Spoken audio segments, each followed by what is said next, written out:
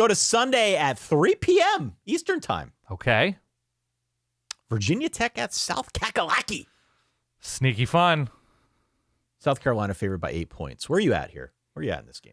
I had to prove it, honorable mention, that Virginia Tech, with the way they've started the last 3 seasons, so that I think is losing to Old Dominion and then losing to like Purdue, Marshall, Rutgers, I think Vanderbilt last year, which was that's a defensible loss with how Vanderbilt's season went. But in the moment, it probably did not feel super fun for Virginia Tech fans. So Virginia Tech and Brent Pry have a lot to prove in a game. I believe this is a neutral site, right? Neutral site game and playing it in Atlanta. They have a ton to prove, Virginia Tech to me. I think I'm going to go South Carolina here.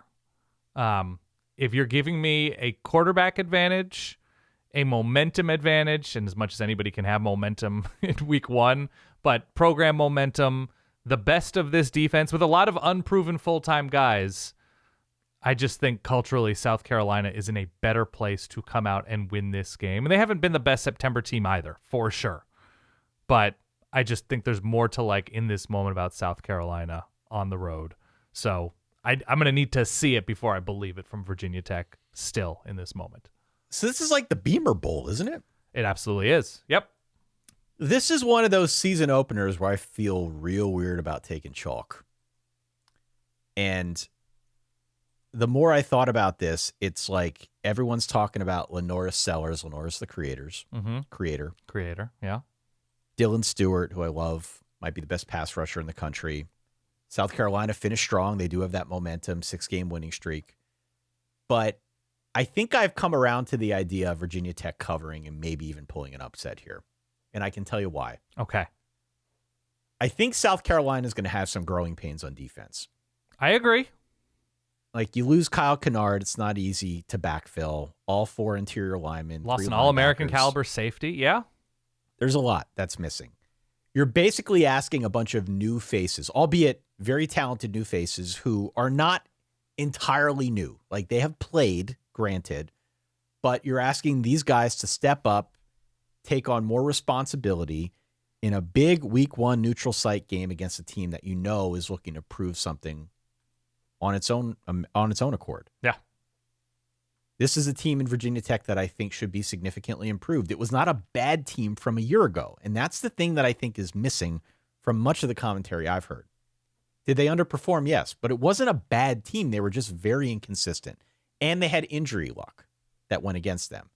Basically, like Auburn North, okay? In some way, shape, or form. They just could not translate production into wins. They had trouble in close game situations. They couldn't stay healthy. Those 3 things will kill pretty much any team. So you're going with Virginia Tech, a team who starts poorly and does not finish close games well. I am. Okay. Actually, yeah. I am. And I can't explain why. I mean, I'm trying to explain why. But I just think Kyron Drones back and healthy, a revamped roster, a new offensive coordinator who should get more out of the quarterback position. They did pick up Terrion Stewart from Bowling Green, the running back who I love.